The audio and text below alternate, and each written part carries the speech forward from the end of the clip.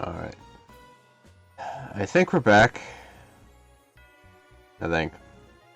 Yeah, sorry about that. That was likely a tree dumping snow on a power line, causing everything to just shut down for half a second. Which means everything has to reboot. Sorry. Including my internet, which really is annoying. Anyhow, we all back? I tried to get back to where we were-ish. I can get you.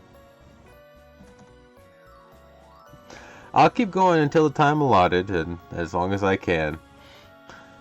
It's just, like I said in Discord, weather can be a butthead at times. Anyway. So, where were we? Last time we left off on Umineko, we were in the middle of a fight. Or something like that.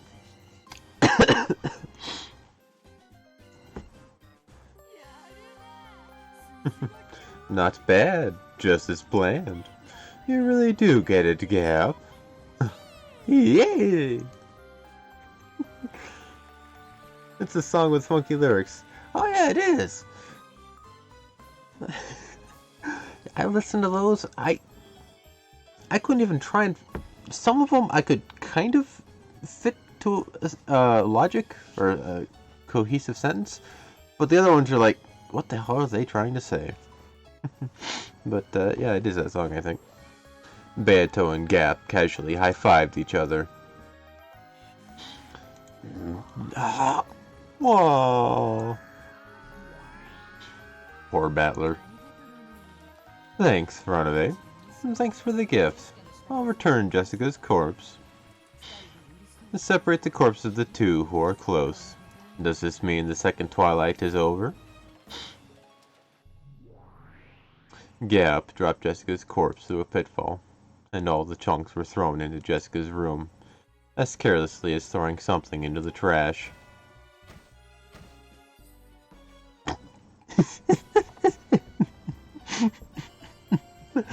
I don't know, you can keep trying if you would like, but, it could just be the witches messing with you.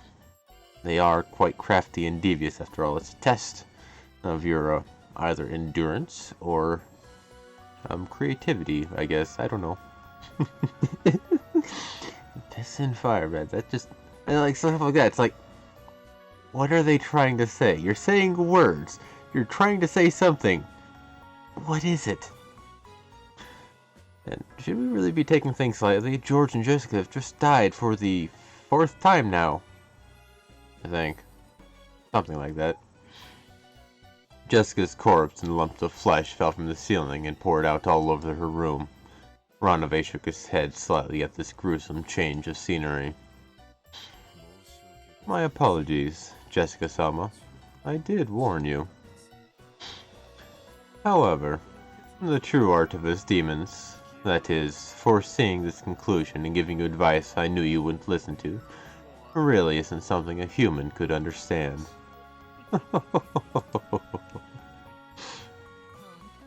It really was fun, kid. But you play with words a bit too much. Maybe it's about time I started fighting back really the best you've got?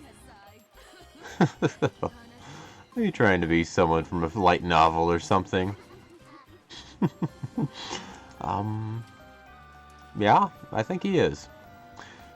In the arbor, brutally decorated by George and Jessica's scattered blood and guts, Gap enjoyed a loud laugh for a while. But she quickly realized that, in all seriousness, this was a little too filthy and undignified, and she snapped her fingers.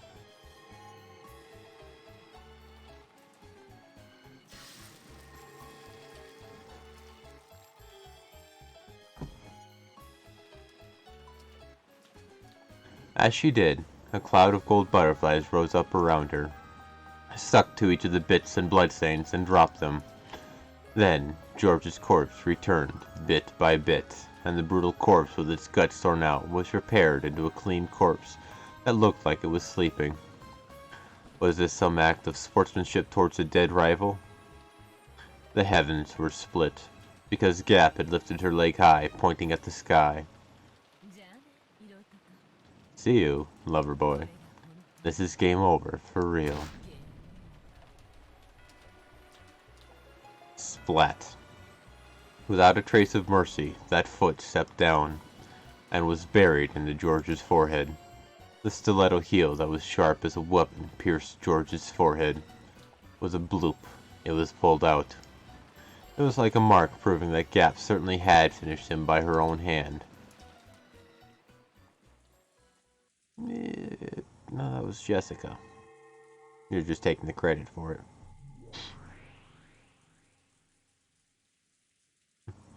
Ronave also returned Jessica's corpse to its original form, and unlike how it had been with George, he restored Jessica's life.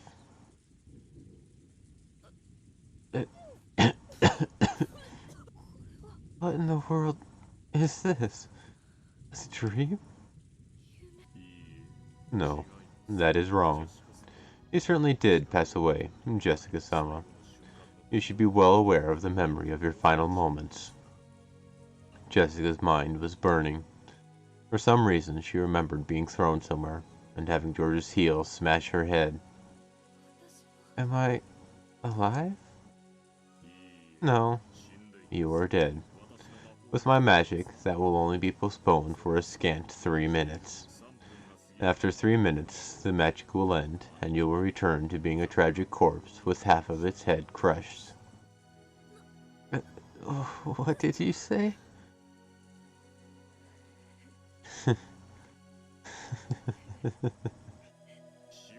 Death is brutal.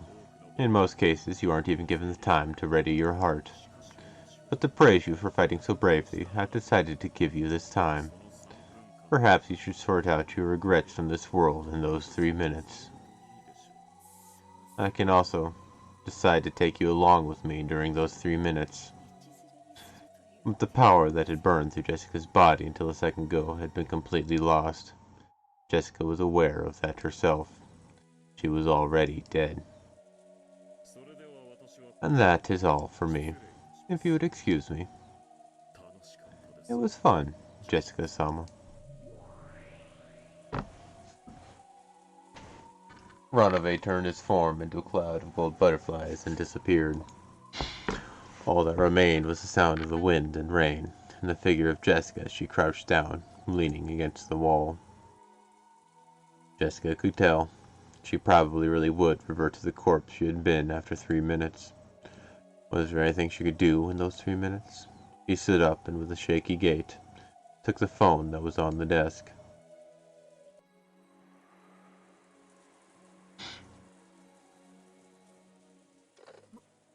Hello? Is that Jessica? Jessica, what is it? Are you okay?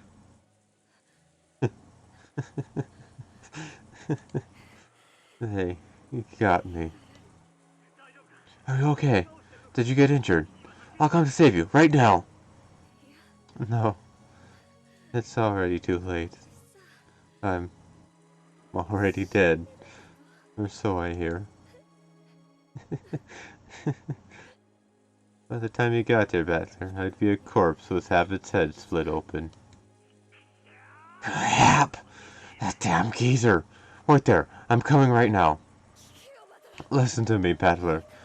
Listen closely, okay? Now I totally see why Koda-san and Kumasawa-san were evasive about the time the 6 in the dining hall got killed. Those guys aren't human. What? What are you talking about? I saw it. So what am I supposed to do? Those guys warped and set up barriers. And do whatever they want, okay? It's like some kind of manga, an anime. Hell, and we seriously can't keep up. From the very beginning, fighting was useless. They really aren't opponents that you'll be able to fight with that hat-stand spear you're so proud of. That's right. A line of blood dripped down from Jessica's forehead. George Nissan's done for too. That was an instant death. The next test is yours, Battler. I wonder if your test will go the same way as ours. Be careful, and don't misunderstand. You mean about the test? No, don't misunderstand and assume that your enemy's human. The enemy isn't human. They're demons that can freely wield a terrifying magic. No matter what, don't get the wrong idea about that. Be careful. A line of blood dripped down from Jessica's mouth as well. The left half of her head started hurting. Jessica realized that she was about to return to the corpse she had been. When 13 people die, the Golden Witch will revive. 6 were killed, including Mom. That's the first twilight. Then George, Neeson, and I were killed for the second twilight. So once 5 more people are killed, the ceremony will be complete, and the witch will revive. I hope Dad and the rest are safe. If they aren't, the one to test you might be the resurrected Beatrice herself. Battler already didn't understand what Jessica was saying, but from her tone, he realized that she knew she was about to die. So even though he didn't understand the situation, he urged her to give it her all.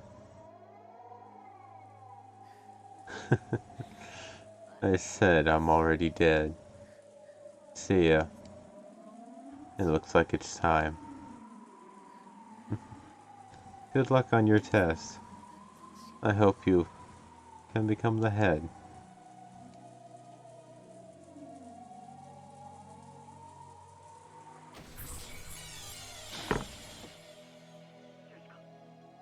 Jessica? Jessica! Hi, answer me! Jessica! Snake! Battler's sorrowful voice could be heard from the dangling receiver. As she leaned against the wall in that corner, crouched down, Jessica's head had been half smashed.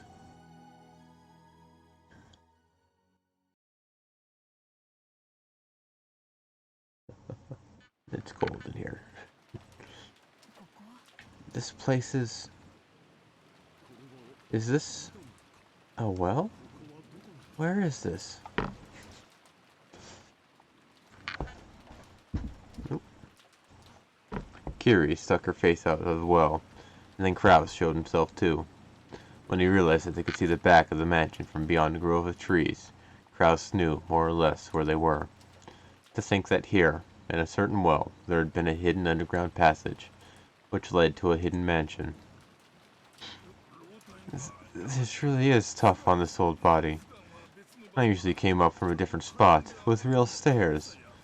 If you just unlock it... I will ask you to tell me about the layout of this place in detail later, Dr. Nanjo.